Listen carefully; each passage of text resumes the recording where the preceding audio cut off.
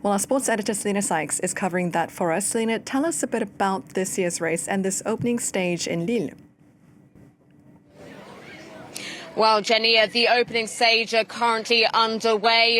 The Grand Départ taking place in France for the first time since 2021. So a lot of French cycling fans are very happy to see the Tour starting in France. As you said, the opening stage here, a 185-kilometre flat stage. So we're expecting this to be one for the sprinters, the likes of Belgian Jasper Philipsen, or maybe the Eritrean Biniam Girmay, who won the green jersey in the race last year. This very flat stage, which is a loop starting in Lille and finishing in Lille. Obviously, this is just one of 21 very grueling stages taking place over a 3-week period, with many famous climbs for riders yet to come in this race. And obviously, the race will be finishing back in Paris after having to take a detour because of the Olympics last year. But we'll be seeing the traditional finish on the Champs-Élysées again in Paris in 3 weeks' time.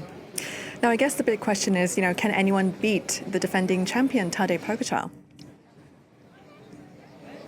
That's right, Jenny. The Slovenian is looking unstoppable at the moment. Last year, he won his third Tour de France by 6 minutes. He finished 6 minutes ahead of his closest rival, Jonas Vingegaard, who did suffer from the fact that he had an injury last year in the lead-up to his preparations for the Tour. The Slovenian has looked very, very unstoppable again this year. He's won 11 races so far this season. Most recently, the Critérium de Dauphiné, which always gives a good indicator of how riders are feeling, their form before the Tour de France. He finished 59 seconds ahead of Jonas Vingegaard. Vingegaard, the Dane, who's won the Tour de France twice himself, is the most likely rival for Tadej Pogacar. He knows how to beat the Slovenian. He's won the Tour de France twice by beating his rival. Last year, as I said, he suffered in the preparations with an injury because he crashed shortly before the Tour de France. But this year, he said he's feeling